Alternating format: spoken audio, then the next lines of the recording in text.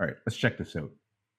Right in here, there's a couple of years that are really, really lean. It's hardly any growth at all. I figured it out to 1988.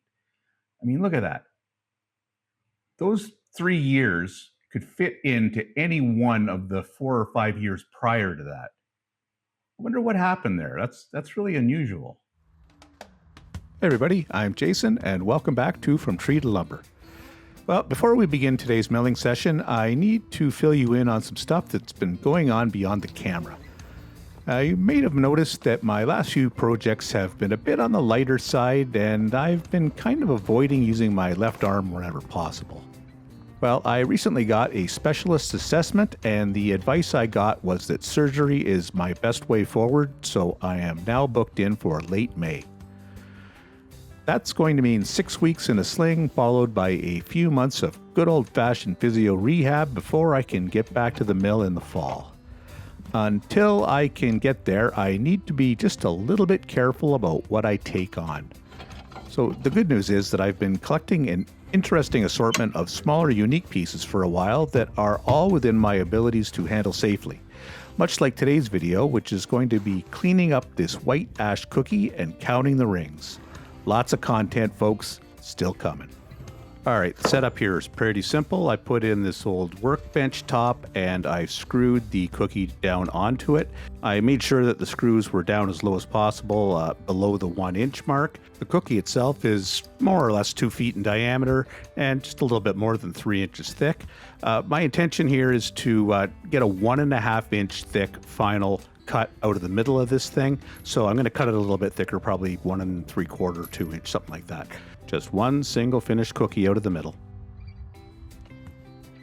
Just before I start the engine, I wanted to show you that I added just a cool little upgrade to the saw, and that is this hour meter. Very simple device, just wraps around one of the spark plug wires, tell me how long the engine has run so that I can time my oil changes, and it also doubles as a tachometer so that I can judge just how fast the engine's running. Okay, enough talking. Let's cut this thing up so I can take it inside and count the rings.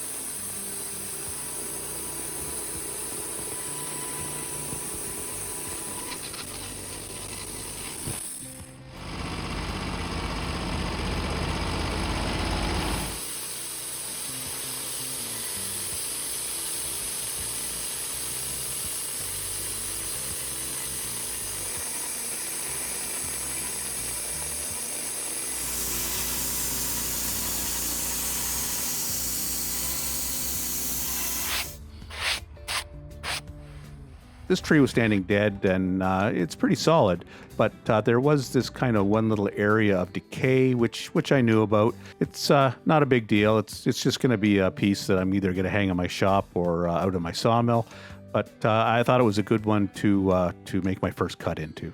It's certainly the biggest ash tree that we've harvested off the property up until now, so it's worth keeping.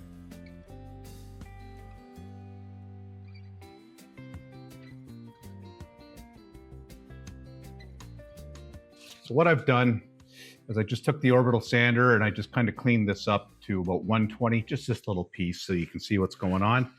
And I'm just going to soak it down with some water, give it a little bit of contrast, I hope.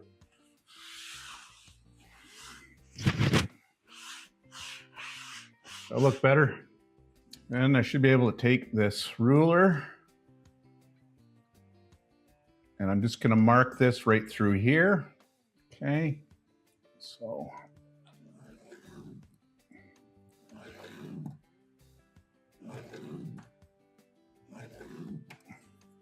see that okay? All right, what I'm going to do then, I'm going to start from the outside and work in, and I'll probably go in 10-year intervals, so hang in there.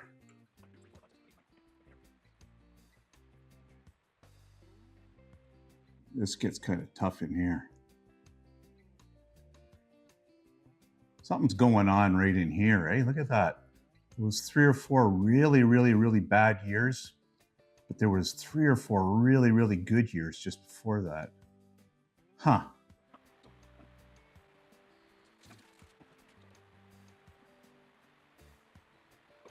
Yeah, between there and there, I'd say there's about maybe 8 years. Okay, so let's just put an 8 right there.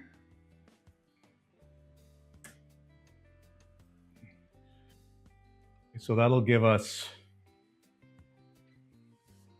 10, 20, 30, 40, 50, 68. Let's call it 70 years, okay? 70 years old this tree was. So I'd be 1956 when this was born, which is kind of cool. So let's just put the years down at these marks just for fun. I'm pretty sure that this tree has been dead for 3 years, okay? So that means this would be right on the very edge would be 2023. This would therefore be 2013. This would be 2003.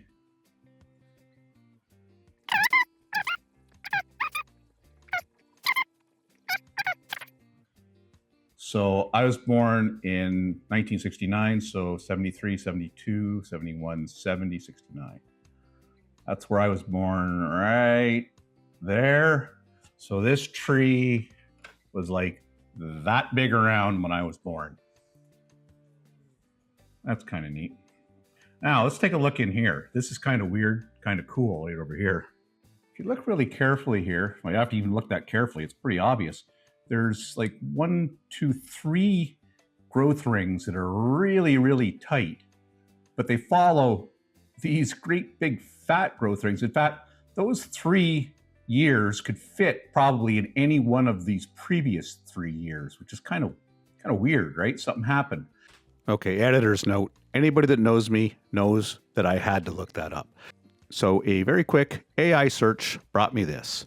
If you see a sharp, narrow ring specifically around the late 1980s, it is almost certainly 1988. And that was due to a huge drought. While it was a single year thing, the stress probably lasted a year or two afterwards, which will cause a visible dip in radial growth. And then it goes on and talks about low rainfall, high heat, vine root damage, and all this kind of stuff. So there you go. Let's just draw that out. And sure enough, 1988. Pretty cool, huh? So that's it for today. I'm pretty happy with the cookie I ended up with. I'll finish it outside once the weather warms up a bit. If you have any suggestions for content while I'm in recovery mode this summer, just leave it in the comment section, would you? I'd love to hear from you. Thanks for watching.